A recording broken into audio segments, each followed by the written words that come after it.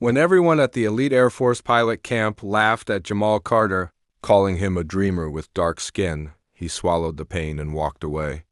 But destiny had other plans. Months later, those same men watched in disbelief as the rejected rookie landed an F-22 Raptor right before their eyes. Jamal Carter grew up on the edge of Atlanta, under skies that always called his name.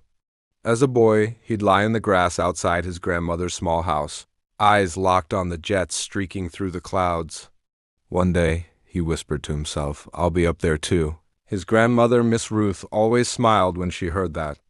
Don't let anyone tell you the sky ain't for you, baby, she'd say. Your wings just haven't grown yet. But the world didn't make it easy for Jamal to believe.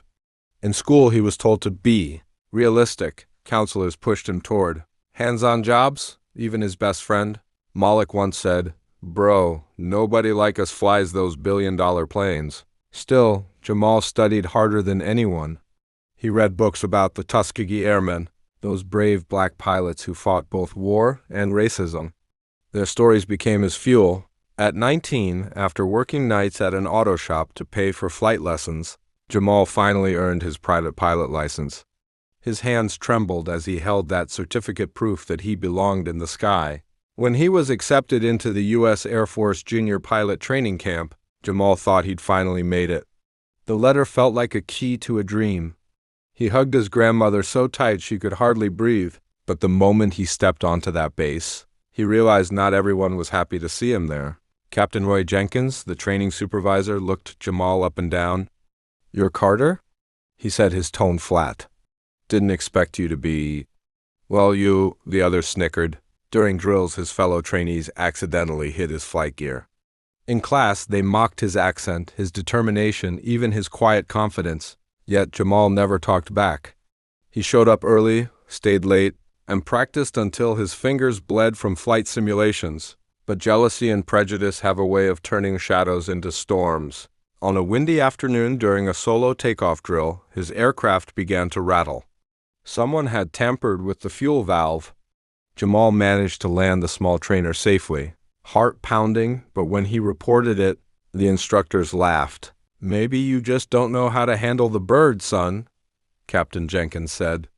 Maybe you're not cut out for this. A week later, they gave him his papers, expelled, the reason. Poor discipline and failure to meet expectations. He packed his bag in silence.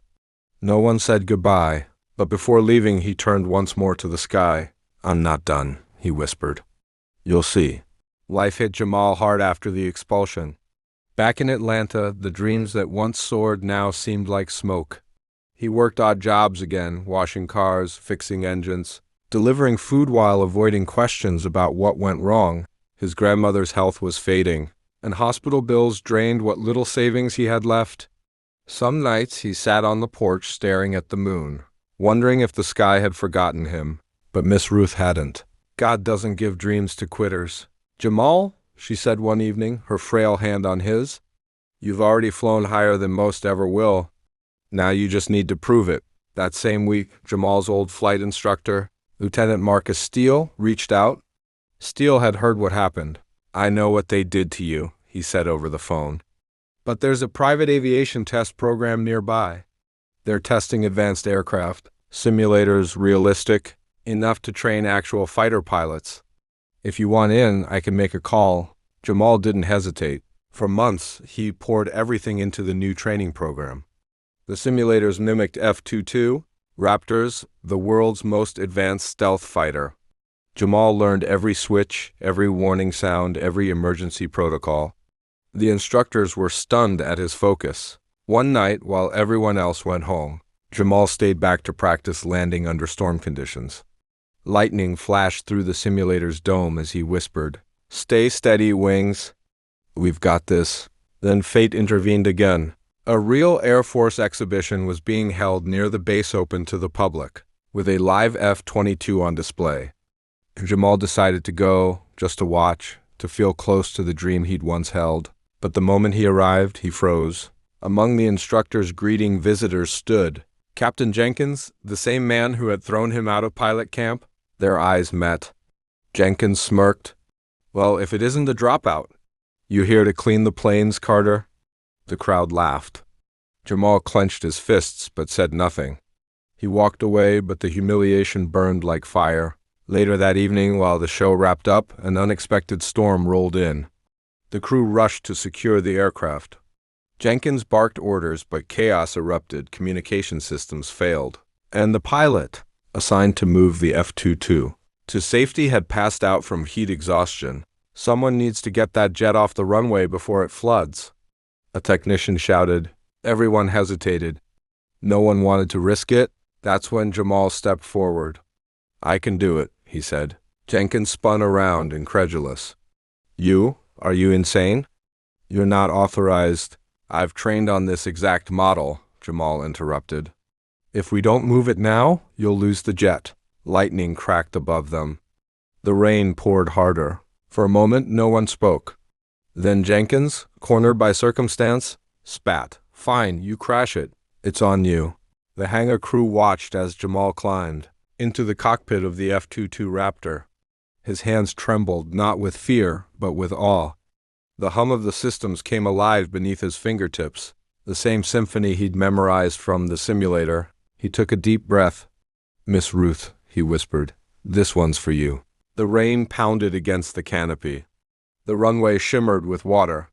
The control tower gave a hesitant go-ahead. All right, Carter, Jenkins' voice came through the radio, mocking as ever. Try not to turn my jet into scrap metal. Jamal ignored him.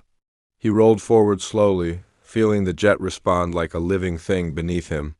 The twin engines roared to life, slicing through the storm's fury. Easy, steady, he muttered, hands gripping the throttle. As he reached the center of the runway, a gust of wind rocked the jet.